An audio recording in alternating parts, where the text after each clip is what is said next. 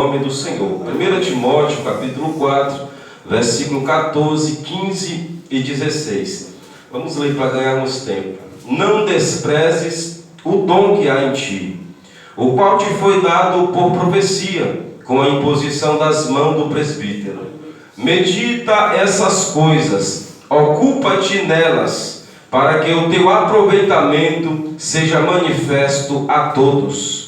Tem cuidado de ti mesmo e da doutrina. Persevera nestas coisas, porque fazendo isto te salvarás, tanto a ti mesmo como aos que te ouvem. E você pode se assentar, continuamente dando glória ao nome do nosso Deus. Louvado seja Deus. Aleluia, meu mestre. Louvado seja Deus. Amém. Amados, vamos correr, voar aqui, mas eu darei a ti uma palavra do Senhor nessa noite. Louvado seja Deus. Vamos observar que Paulo, quando há uma necessidade dele escrever a Timóteo essa primeira epístola, vamos perceber um cenário na igreja de Éfeso complicado para um crescimento ou continuidade do reino. Sabemos ou deveríamos saber que na situação que se encontrava no contexto bíblico, maioria, mais da metade, mais de 70% dos habitantes de Éfeso servia ou adorava a deusa Diana. Então, percebendo esse cenário, Paulo chega lá, e a gente percebe isso em Atos dos Apóstolos, capítulo 20, que quando ele chega ali e começa a anunciar a palavra, passa alguns dias, mas há uma necessidade de voltar para Jerusalém. E permanece ele com um consentimento dizendo: se o Senhor permitir, eu retornarei e continuarei pregando a palavra aos tais que ouvem. Mas perceba aqui, o Senhor permite que ele retorna a Éfeso, e retornando a Éfeso, permanece ali por 3 anos, pregando a palavra do Senhor. E perceba que na parte final, quando ele está próximo de bater os 3 anos, para tornar Jerusalém, ele reúne todos os anciãos e faz uma grande reunião, dando ali orientações a todos os homens de Deus que habitavam naquele lugar. E uma das orientações foi: em nenhum momento eu deixei de vos pregar a palavra de Deus. O segundo foi: levantarão no meio de vós alguns como os lobos cruéis, que não terão amor pelas almas que estão à vossa volta. E a última instrução que ele deu: no meio de vós vai se levantar uns que reprovarão, se apartarão, abandonarão a palavra que vós conheceste um dia, pregada por mim, por intermédio do Senhor, através do Espírito Santo de Deus. Dito isso, a Bíblia diz que ele faz uma oração e retorna para Jerusalém. E passado-se um período, a necessidade de ter um obreiro em Éfeso, ele agora coloca alguém de confiança, Timóteo, para assumir a igreja e começar a tomar conta, administrar e dar continuidade ao crescimento do reino de Deus. Mas perceba que as 3 instruções que ele deu àqueles anciãos antes de sair, nesse exato momento, está a se cumprir. Louvado seja Deus. E com esse cumprimento, há um nervosismo, há uma ansiedade, há um temor maior, porque as igrejas estavam esvaziando, as sinagogas não estavam sendo mais frequentadas como antes, o povo estava se apartando do Senhor, e diante dessa preocupação, ele vai olhar para Timóteo como amor, chamando de filho, e vai escrever a primeira epístola. Tendo uma base essa epístola dele, sabendo que o evangelho necessita ser pregado, que as boas novas precisam ser levadas e que Deus capacita pessoas para levar, agora ele vai dar base através dessa primeira epístola para que o reino continue crescendo, para que as orientações e crescimento continuem sobre aqueles que estão à frente da igreja. Então Paulo escreve com base de dar orientações a todos os anciãos para que o reino continue crescendo, as almas continuem sendo alcançadas até naquela geração, nas gerações futuras e na que eu e você estamos vivendo. Paulo está dizendo: a primeira epístola tem informação para a igreja viver, para a igreja testemunhar, para a igreja pregar, para a igreja ganhar alma e para a igreja continuar conduzindo conduzindo almas ao céu. Então perceba que tem muitos objetivos aqui dentro, mas dos muitos eu quero destacar apenas 4. Sendo o primeiro, ele vai combater as heresias que tinha em Éfeso. Era uma necessidade muito grande, porque a maioria do povo era pagão. Então, sendo assim, a necessidade do evangelho, da verdade, da doutrina era necessária. Sendo necessária, no capítulo 1, versículo 3, ele escreve a Timóteo dizendo: houve uma necessidade, ou quando eu roguei a ti, quando eu precisei passar para Macedônia, que você ficasse em Éfeso para advertir alguns que não ensinasse outra doutrina se não fosse a verdade, a palavra de Deus. Ele está dizendo: Timóteo, eu te ensinei, eu levei a palavra a ti, eu te admoestei, eu te dei a verdade, para que no momento certo você também utilizasse da verdade para combater as heresias, para combater a mentira, para combater o engano. E esse é o momento certo. Não desanime, não para, não retroceda, mas aquilo que tu aprendeu agora prega, aquilo que tu viveu agora viva, aquilo que tu guardou no teu coração leve para combater tudo aquilo que está sendo pregado dentro de Éfeso. É Paulo dizendo para Timóteo: sem a verdade a igreja não vence, sem a palavra a igreja não vai. Se não houver essa doutrina, a heresia não é quebrada, a mentira não é pregada, o pecado ele não é quebrado. E o conselho que eu te dou: continue na palavra, continue na doutrina, continue vivendo para Deus, continue anunciando a verdade. Só assim as heresias caem por terra, a mentira cai por terra, o pecado cai por terra, o reino vai crescendo e o nome do Senhor continua sendo glorificado.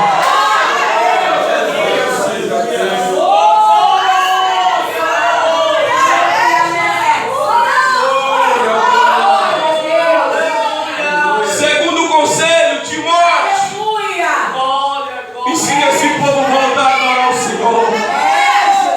Timóteo, ensina esse povo a voltar a adorar o Senhor, porque eles tinham desacostumado, tinham desaprendido como é que era um verdadeiro culto e uma verdadeira adoração ao Senhor. Capítulo 2, versículo 8, ele escreve: quero, não é um pedido, é uma ordem. Paulo fala: eu quero que os homens orem em todo o lugar, levantando mão santa, sem ira e sem contenda. Mas por que ele escreve isso?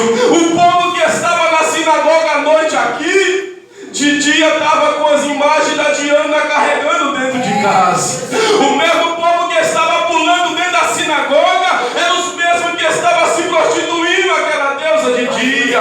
O mesmo povo que estava sapateando, quem sabe para o ministério, eram os mesmos que estavam se corrompendo à luz do dia. E Paulo fala: pelo amor de Deus, Timóteo, declara para esse povo que eles voltem a orar em todo tempo, em todo lugar, para que quando eles levantarem essas mãos, seja de culto, seja de adoração, seja de exaltação ao nome do Senhor. Por quê? Porque quem ora se aproxima de Deus, quem ora tem intimidade com Deus, quem ora tem experiência com Deus, quem ora conhece a Deus, quem ora, louvado seja o nome do Senhor, ele se santifica. E se alguém se santifica, o seu corpo é santo. Se alguém se santifica, a sua mão é santa. Se alguém se santifica, o seu olho é santo, a sua boca é santa, o seu pé também é santo. E sendo o seu corpo todo santo, quando ele chega na casa do Senhor e faz isso aqui, o Pai entende: é para minha adoração, é para minha louvor, é para minha honra, é para minha glória, é para mim que esse povo está reunido para adorar e exaltar o Todo-Poderoso. Timóteo ensina eles a adorar novamente. Pede para se apartar de tudo aquilo que não está agradando e vem começar na oração, porque na oração o negócio começa a ficar diferente.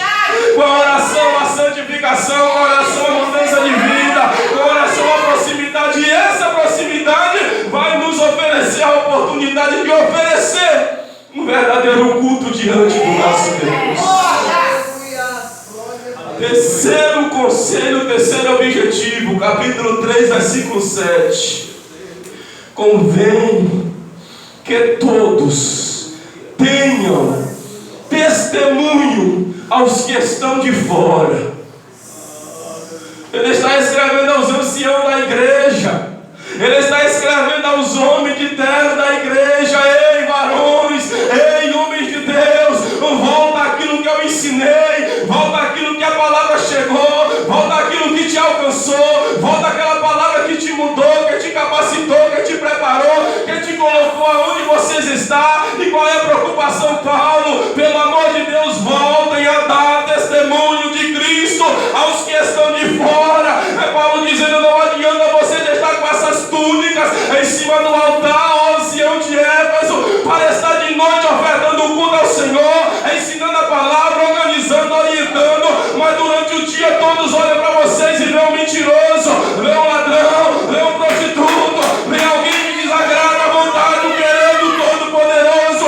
Ele fala: ancião de Éfeso, pelo amor de Deus, testemunha Cristo aonde vocês colocaram a planta dos vossos pés. E para a igreja continua testemunhando. Seja crente onde você estiver, seja crente no teu trabalho, seja crente na tua escola, seja crente dentro do teu lar, seja crente na tua rua, seja crente aonde a planta dos teus pés te colocar. Testemunhe o Senhor. Permita que o brilho do Espírito de Deus seja mais forte do que a mentira, o pecado, a vaidade, do que Ele habita dentro de você.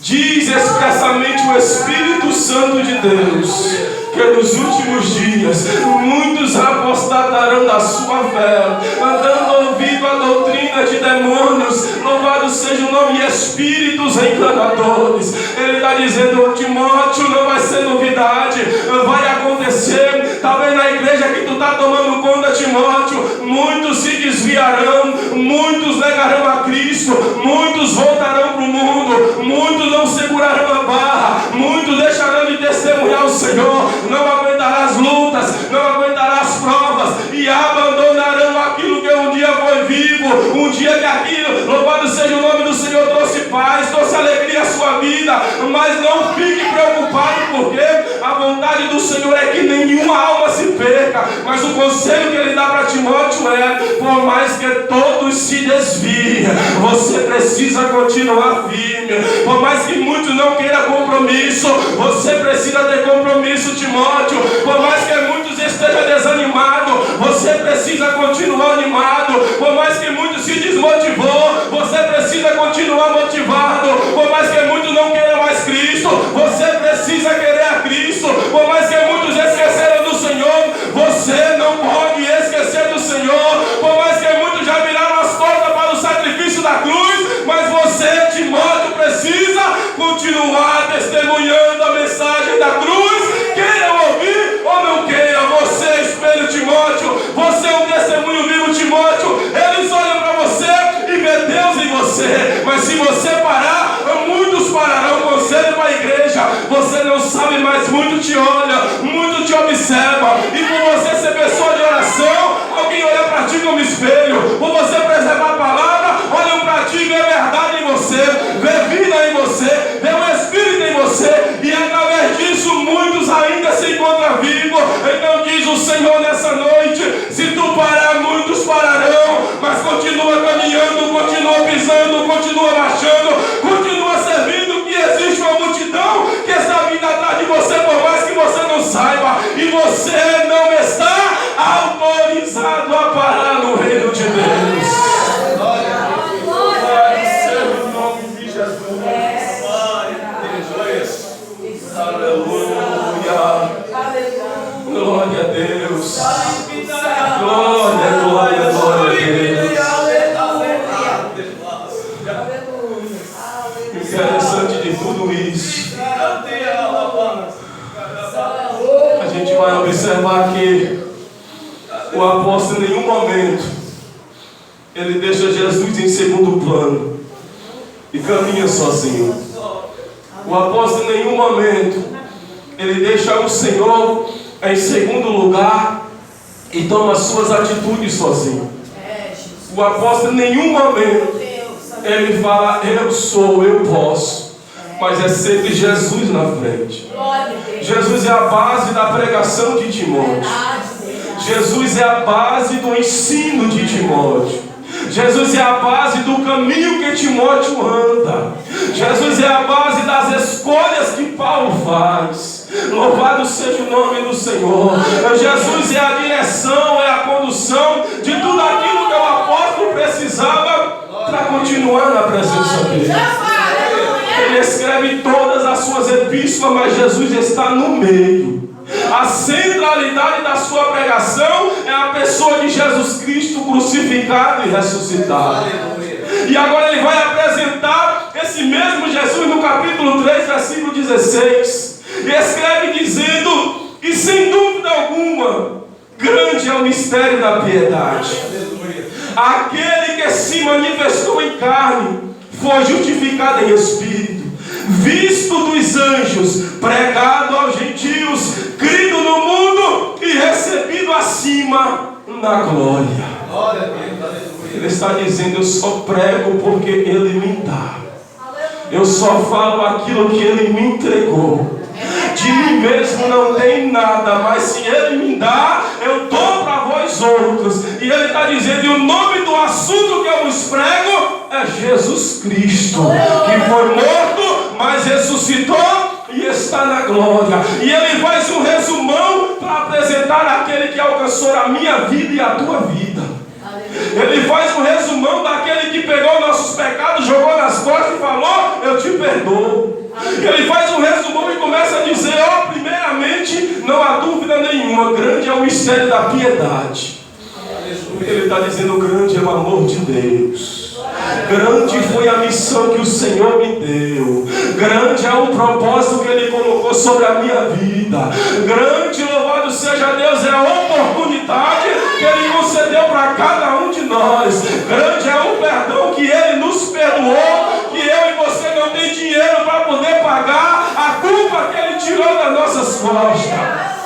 Grande é o mistério da piedade. Por quê? Romanos 3:23 ele diz: todos pecaram, destituídos, afastados, esquecidos estão da glória de Deus.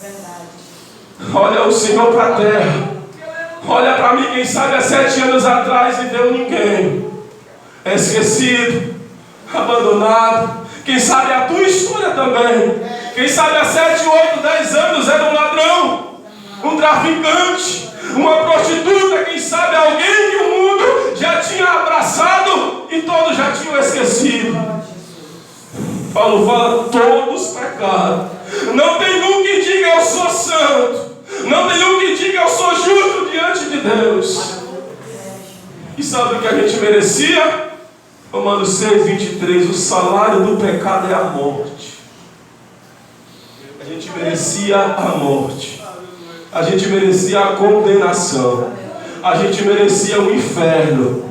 A gente merecia um lago de fogo. Era isso que o povo merecia por estar afastado do Senhor e vivendo nas suas concupiscências e transgressões, no pecado da nossa carne. Mas ele conclui o versículo para a glória de Deus e dizendo: mas o dom gratuito de Deus é a vida eterna. Ele dizendo: existe um passado, sim, mas o Senhor agora tem vida. Em outras palavras, ele está dizendo: eu estou tirando do lodo, estou colocando na grama, estou tirando das trevas, estou colocando na luz, eu estou tirando do pecado, estou colocando na santidade, eu estou tirando a culpa e dando oportunidade, eu estou perdoando o teu pecado, eu estou te dando vida novamente, eu estou te restaurando, purificando, renovando, transformando e te fazendo um crente mais firme, mais fiel diante do Senhor. O dom de Deus é a vida. O dom de Deus é a eternidade. O dom de Deus é a vida eterna. O dom de Deus é a salvação, e não há outro que possa desfazer disso, se não for eu mesmo ou você. Mas Ele prova esse amor de Deus. Louvado seja o nome do Senhor. Capítulo 5 de Romanos, verso 8. No meio da situação que estávamos, Ele fala: mas Deus prova o seu amor para conosco em que Cristo morreu por nós, sendo nós ainda pecadores. A gente aprontando ele dizendo: eu te amo. A gente roubando ele dizendo: eu vou te alcançar. A gente mentindo ele dizendo: vai chegar a tua vez. A gente prostituindo ele vai dizer: a palavra vai chegar até esse coraçãozinho aí. A gente no ele está dizendo: vou chegar até a ti. A gente afastado e mesmo assim ele dizendo: eu te amo, não abro mão de ti, vou te alcançar e vou mudar a tua vida. Louvado seja Deus. Mas quem é este Paulo? E Paulo vai dizer: ele se manifestou em carne. Não teria outro tema para falar se não fosse da missão de Jesus. Eu poderia trazer qualquer personagem bíblico, não diminuindo nenhum, porque todos eram cheios de Deus, mas não tem outra missão para poder falar ou pregar, se não for do sofrimento da pessoa de Jesus Cristo, que trouxe perdão aos nossos pecados. Ele fala: ele se manifestou em carne, esse mistério da piedade. Como assim, Paulo? Ele mesmo escreve Filipenses capítulo 4, versículo 7: aniquilou a si mesmo, tomando a forma de servo. Ainda vai mais baixo, dizendo: fazendo-se semelhante a homens. Ele está dizendo a mesma matéria, o mesmo limite, o mesmo nível de pecado. Ele se baixou, se reduziu para poder viver igual eu e você, para saber o que eu e você ia passar. E diante disso, Isaías agora vai olhar esse sofrimento e vai escrever com todas as letras o que passou o meu e o teu Jesus. Capítulo 53 de Isaías, versículo 4 a seguir, ele escreve: verdadeiramente ele tomou sobre si as nossas enfermidades e as nossas dores ele levou sobre si. E o que é que nós fazemos? Nós o imputamos como aflito, ferido de Deus e oprimido. Mas no versículo 5 ele vai dizer assim: ele foi ferido pelas nossas transgressões, ele foi moído pelas nossas iniquidades. O castigo que nos traz a paz hoje estava sobre ele, e pelas suas pisaduras sangrando nós estamos sarados hoje para declarar. Ele vai mais além disso: nós andávamos como ovelhas desgarradas, cada uma pelo seu caminho, mas o Senhor lançou sobre ele a iniquidade de todos nós. E ele fecha no 7 dizendo: ele foi oprimido, mas ele não abriu a sua boca. Como um cordeiro foi levado ao matadouro, como ovelha muda diante dos seus tosquiadores, ele não abriu a sua boca. Mas mesmo em silêncio, Jesus lhe estava dizendo: igreja minha, eu te perdoo, eu te amo, eu te levanto, eu zelo por ti, eu cuido de ti, eu tenho vida nova para ti, eu tenho o céu para ti, eu tenho salvação para ti, eu tenho eternidade para ti. O teu lugar é no céu. Valeu a pena o sofrimento, o derramamento de sangue, as bofetadas, o chicote, só para declarar que hoje você é livre para adorar e exaltar o nome do Todo-Poderoso.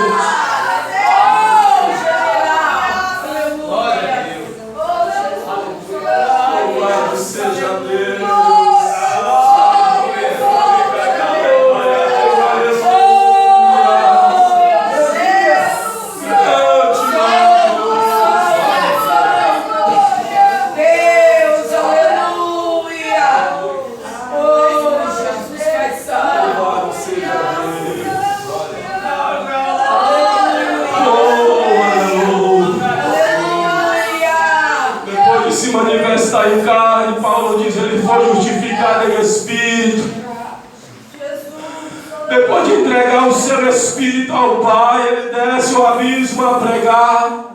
E quando chega lá, louvado seja o nome do Senhor, primeira epístola de Paulo aos Coríntios, capítulo 15, versículo 55, ele vai declarar dizendo: aonde está a morte, o teu aguilhão? Aonde está o inferno, a tua vitória? No 56 ele diz que o aguilhão da morte é o pecado. Então quando o Senhor ele desce a pregar no abismo, agora a morte vai abrir o seu livro imenso e vai começar a folhear, tentando achar uma culpa para Jesus, tentando achar um erro para Jesus. Jesus, tentando achar uma iniquidade para Jesus, tentando achar uma transgressão para Jesus. Mas páginas vão sendo passadas e não tem um erro. Páginas são passadas e não tem um pecado, não tem uma transgressão, não tem uma iniquidade. É aquele livro mesmo sem palavras, está dizendo: ele não tem culpa, ele não tem erro, ele não tem pecado, ele não tem transgressão, ele é santo. Não tem como você segurar ele aqui embaixo. E naquele mesmo momento, a pessoa de Jesus Cristo é justificada estando em espírito. Ele toma a chave da morte, ele toma a chave do inferno, e agora ele vai ascender ao céu. Louvado seja o nome do Senhor. E Paulo disse, e foi visto pelos anjos. Quando ele toma essa chave e começa a subir, louvado seja o nome do Senhor. Salmo 24, a partir do verso 7, quando ele se aproxima, aleluia, das mansões celestiais, o anjo vai declarar dizendo: levantai, ó portas, as vossas cabeças, aleluia, levantai, ó entradas eternas, para que entre o Rei da Glória. E alguém vai perguntar: mas quem é este, o Rei da Glória? Por quê? Porque quando ele desce para a terra, para me perdoar e para te perdoar, ele desce glorificado, ele desce lindo, ele desce limpo, ele desce resplandecente. Mas quando ele volta com a mão furada, ele volta com a cabeça marcada, ele volta com o lado furado, ele volta com os seus pés furados, ele volta com as costas arrebentadas. E quando o anjo olha para ele, não consegue reconhecer quem é aquele, e fala: mas quem é esse, o Rei da Glória? Louvado seja o nome do Senhor. E o outro vai declarar para ele dizendo: o Senhor poderoso, o Deus de guerra, é este o Rei da Glória. Mas ele, para confirmar, ele vai declarar: mas quem é este o Rei da Glória? E o outro vai dizer: abre logo isso aí, porque é o Senhor dos exércitos, é ele quem é o Rei da Glória. Louvado seja o nome do Senhor. Que é o Rei da Glória, visto dos anjos, ressuscita no terceiro dia. E o apóstolo fala: agora ele vai ser pregado aos gentios. Capítulo 1 de João, versículo 11, está escrito que ele veio para o que era seu, os judeus, mas os seus não receberam a nação. Mas o 12 alegra a nossa alma. O 12 nos dá vida, os 12 nos dá fôlego. Mas todos quanto o receber, deu-lhes o direito de ser chamado ou feitos filho de Deus. Sabe o tamanho disso? Será que a tua alma consegue compreender o tamanho disso? De ninguém para filho, de um sujo para filho, de um ladrão para filho, de um pecador para filho. Quando ele fala todos quanto receber, ele está dizendo: não importa o grau, o nível de pecado que você tenha cometido, se o teu coração se abrir, a tua mão te levantar, no mesmo momento ele te chama de filho. Louvado seja o nome do Senhor. No mesmo momento ele te transforma em filho, pegando o teu pecado descido no mar do esquecimento e não fazendo questão nenhuma de se lembrar de nenhum deles.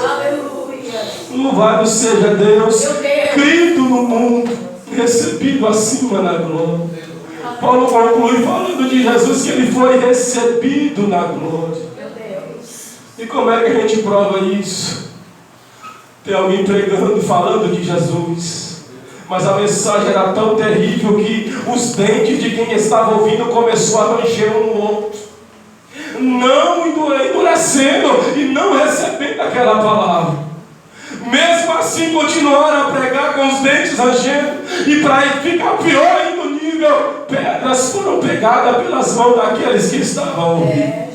Mas Estevão está dizendo: eu não paro de falar dele, eu não paro de pregar sobre ele, eu não me calo enquanto o Espírito está dentro de mim, eu não retrocedo, não me entrego, porque foi essa palavra que me alcançou, e a outros eu quero alcançar com essa palavra que chegou até mim. Para de falar, Estevão, não paro. pega uma pedra. Para de falar, Estevão, não paro. Outro pega a pedra. Diante daquela situação, já tinha uma equipe a apedrejar Estevão. Mas a Bíblia diz que antes da primeira pedra ser lançada, ele escreve, capítulo 7 de Atos, versículo 55.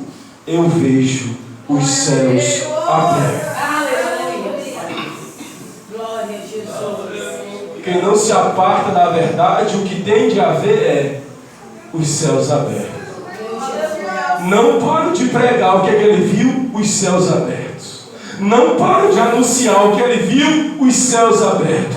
Não me aparto dessa verdade, o que ele viu, os céus abertos. E o que é que você viu no céu, Estevão? Eu vi o Filho do Homem à direita de Deus Pai. É ele comprovando o que Paulo disse. Ele está na glória. E Estevão está falando, eu vi ele lá do lado do Todo-Poderoso. Conselho, quem guarda a palavra do Senhor, os céus é aberto para ele. Quem vive a palavra do Senhor, os céus é aberto para ele.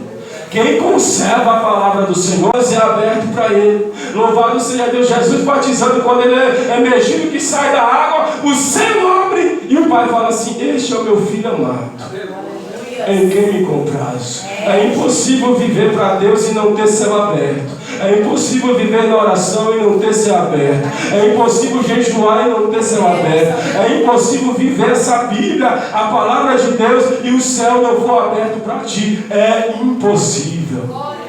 Mas diante desse Deus terrível, diante desse Jesus maravilhoso, então Saulo caminha para Damasco a perseguir, matar e prender os crentes.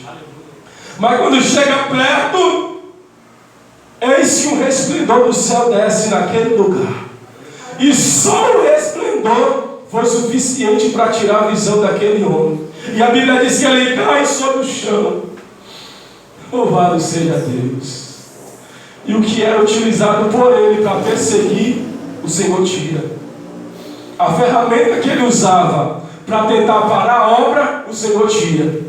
A ferramenta que ele utilizava para tentar parar o reino, o Senhor vai lá e tira. Já que a tua visão que te corrompe, eu vou tirar e vou te transformar em um novo homem. Não entendi. Talvez exista alguma coisa em mim ou em você que atrapalha o crescimento do reino. E o Senhor está dizendo: eu vou tirar hoje. Talvez exista uma preguiça que não permite o crescimento, vou arrancar hoje. Talvez exista um desânimo que não permite você se entregar um pouco mais na obra, vou arrancar hoje. Porque o que impede o reino crescer, o Senhor arranca para que o crescimento seja contínuo, evolutivo e que alcance almas e almas para o reino de Deus. Se existir alguma coisa, coloque a mão no teu coração, que o Pai ele vai arrancar hoje e você será mais disponível para o crescimento do reino. Paulo, Saulo, então, aquilo que te atrapalha tentar fazer o reino parar, o reino desistir, o reino não crescer, eu vou arrancar de ti. Quando a ferramenta é arrancada, ele cai e já cai falando, chamando o nosso Deus, o Jesus Cristo, de Senhor. Aquele que estava perseguindo, quando ele cai sem visão, ele já olha e fala: quem é o Senhor que eu faço? E aí Paulo escreve em 1 Coríntios 12, 3, a parte B: só reconhece Jesus Cristo como o Senhor aquele que tem o Espírito de Deus dentro dele. O homem era incrédulo há um minuto atrás. Quando o resplendor cobre ele, que ele cai, alguns segundos depois ele volta dizendo: quem é esse Senhor? É Paulo dizendo: ele não precisou pregar para mim. Jesus, em sua glorificação, ele não precisou dizer: Saulo, se arrepende. Não. Ele não precisou dizer: Saulo, confessa os teus pecados. Jesus glorificado não precisou dizer: Saulo, volta aos sacerdotes e diz tudo que você tem aprontado, diga que você está arrependido, aceita Jesus, seja batizado e viva para Deus. Não precisou fazer o apelo para Saulo. Quando ele cai no chão, ele entende: eu estou diante do Senhor dos senhores, do Rei dos reis. E quando ele se levanta, ele dizendo: eu já caí humilhado, já caí quebrantado, já caí pedindo perdão e já me levantei como servo dele, já me levantei como súbdito dele. Ele dizendo: tudo o que aconteceu no meu passado, naquele momento foi apagado, foi esquecido, e passou, passou, crente. Não volta a praticar, não. Glória a Deus. O que tu fazia, volta a fazer mais não. Depois daquele dia, nunca mais Saulo foi o mesmo. Depois daquele dia, nunca mais ele perseguiu ninguém.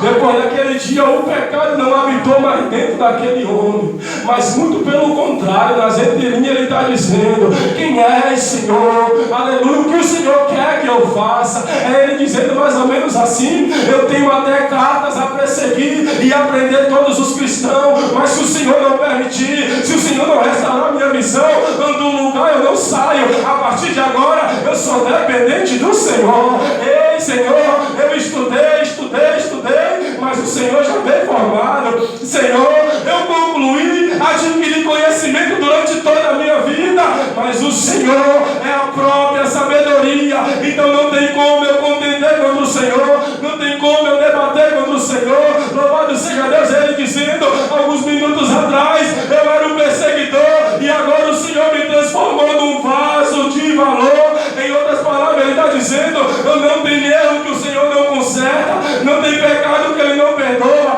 não tem passado que ele não acabe, não tem culpa que ele não possa tirar de cima de mim e de você. Não tem. Vamos terminar, que a hora já foi. Aleluia, Jesus. Depois disso, o homem fala, Gálatas 2:20, eu estou crucificado com ele agora.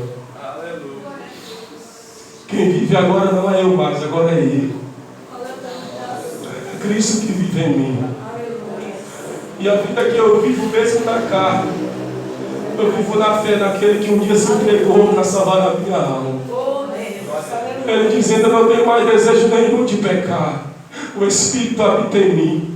Eu não tenho vontade mais nenhuma pelas coisas do mundo, porque a missão que ele fez, que ele passou, que ele se entregou, foi tão grande que habitou dentro de mim, preencheu todo o meu ser, todo o meu interior, que não tenho mais motivação e nem desejo para nada que esse mundo oferece, porque não vive eu, mas vive ele dentro de mim. O que é isso? Quando o Senhor habita de verdade, pode até desejar, mas ele não peca. Quando o Senhor habita de verdade, pode até querer, mas o Espírito não permite. Pode até se balançar, mas o Espírito não te direciona ao erro, ao pecado. Muito pelo contrário, a matéria puxa para o pecado, o Espírito puxa para a oração.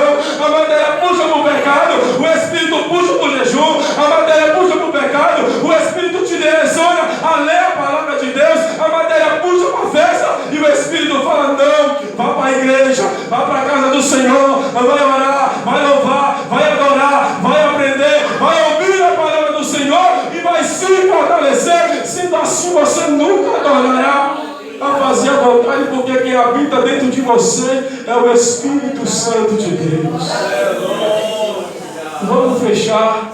Timóteo está em apuros, a igreja estando vazia, já não tem mais ânimo de pregar, não tem mais alegria de levar a palavra do Senhor. O povo está rebelde, o povo está apostatando, está fugindo da igreja, está abandonando os caminhos do Senhor. Diante disso, fala, escreve: calma, Timóteo. Eu te ensinei Bíblia, filho.